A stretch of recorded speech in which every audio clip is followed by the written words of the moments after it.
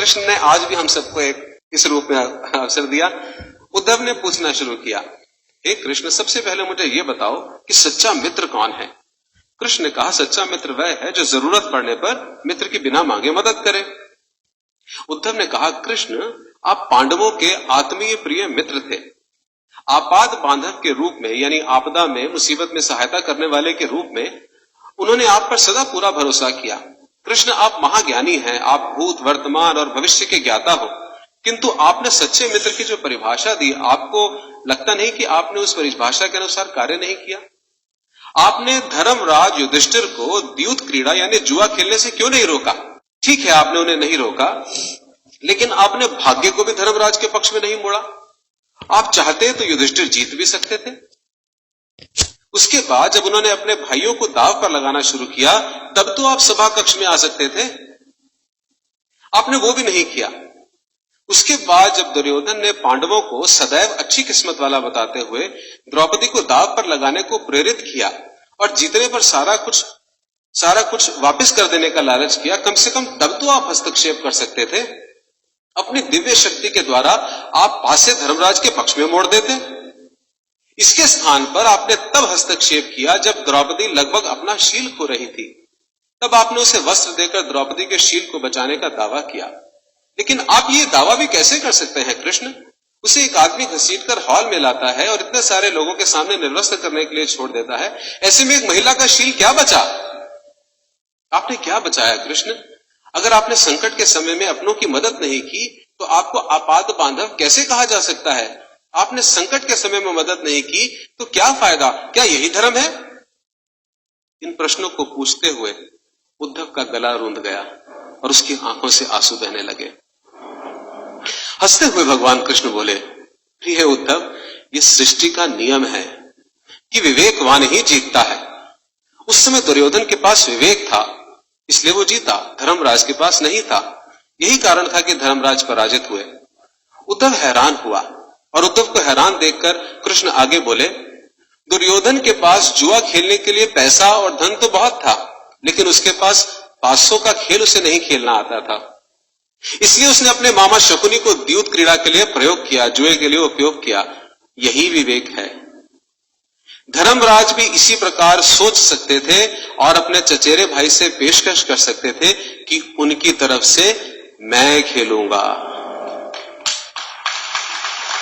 जरा सोच कर देखो, अगर शकुनी और मैं खेलते तो कौन जीतता? पासे के अंक उसके अनुसार आते या मेरे अनुसार आते? चलो इस बात को जाने दो, उन्होंने मुझे खेल में शामिल नहीं किया, इस बात के लिए उन्हें माफ किया जा सकता है। लेकिन उन्होंने विवेक शून्यता से एक और बड़ी गलती की।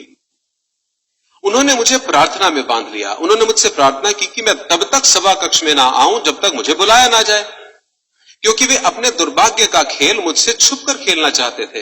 वे नहीं चाहते थे कि मुझे पता चले कि वो जुआ खेल रहे हैं। इस प्रकार उन्होंने मुझे अपनी प्रार्थना में बांध लिया। मुझे सभा कक्ष में जाने की अनुमति नहीं थी। इसके बाद भी मैं कक्ष के बाहर खड़ा हुआ इंतजार कर रहा था कि कब कोई मुझे बुलाए और मैं अंदर जाऊं। भीम, अर्जुन, नकुल, सहदेव सब मुझे भूल गए और केवल अपने भाग्य को और दुर्योधन को कोसते रहे। अपने भाई के आदेश पर जब दुशासन द्रौपदी के बाल पकड़कर घसीटता हुआ सभा कक्ष में लाया, वो भी अपने सामर्थ्य के अनुसार जूझती रही। उसने भी मुझे याद नहीं किया। उसकी बुद्धि तब जागृत हुई जब दुशासन ने उसे निर्वस्त्र करना प्रारंभ किया।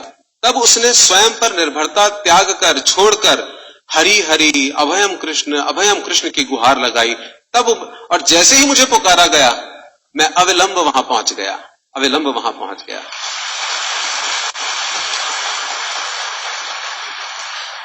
अब बताओ इसमें मेरी गलती क्या है? उद्धव बोले, कान्हा, आपका स्पष्टीकरण प्रभावशाली अवश्य है, किंतु मेरी पूर्ण संतुष्टि नहीं हुई, जैसे हमारी नहीं होती। क्या मैं एक और प्रश्न पूछ सकता हूं? कृष्ण की अनुमति से उद्धव ने पूछा, इसका अर्थ ये हुआ आप तभी आओगे जब आपको बुलाया जाएगा? क्या संकट से घिरे अपने भक्त की मदद करना आपका कर्तव्य नहीं, आपको स्वतः नहीं आना चाहिए? कृष्ण मुस्कुराए और सुनिए, देखिए अब सिद्धांत आ रहा है। कृष्ण मुस्कुराए और कहने लगे, उद्धव, इस सृष्टि में हर एक का जीवन उसके स्वयं के कर्मफल के आधार पर संचालित होता है। ना तो मैं इसे चलाता हूं और ना ही इसमें हस्तक्षेप करता हूं। मैं केवल एक साक्षी हूं। मैं सदैव तुम्हारे नजदीक रहकर जो हो रहा है उसे देखता हूं। यही ईश्वर का धर्म है। वाह वाह, बड़ा अच्छा कृष्ण, बहुत अच्छा। इसका अर्थ यह हुआ कि आप हमारे नजदीक खड़े होकर हमारे सभी दुष्कर्मों का निरीक्षण करते रहेंगे, हम पाप पे पाप करते रहेंगे और आप हमें देखते रहेंगे। आप क्या चाहते हैं कि हम भूल करें, पाप की गठरी बांधते रहें और फल भुगतते रहें? ये सब किसने कहा? उद्धव ने। कृष्ण बोले, उद्धव, तुम शब्दों के गहरे अर्थ को समझो। जब तुम समझकर अनुभव कर लोगे कि मैं तुम्हारे नजदीक साक्षी के रूप में हर पल हूं, तो क्या तुम कुछ भी गलत कर पाओगे?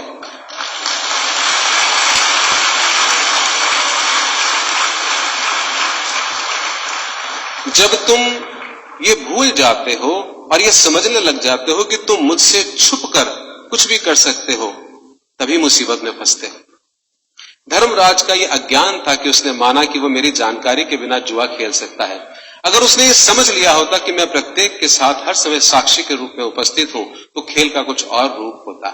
भक्ति से अभिभूत उद्धव मंत्र मुग्ध हो गए और बोले, प्रभु, कितना गहरा दर्शन आपने दिया, कितना महान सत्य है। प्रार्थना, पूजा पाठ तो और ईश्वर को अपनी मदद के लिए बुलाना, ये हमारी भावना और विश्वास है। जैसे ही हम ये विश्वास करना शुरू करते हैं कि ईश्वर के बिना पत्ता भी नहीं हिल सकता, हमें साक्षी के रूप में उनकी उपस्थिति महसूस होने लग जाती है। गड़बड़ केवल तभी होती है जब हम इसे भूलकर दुनियादारी में डूब जाते हैं।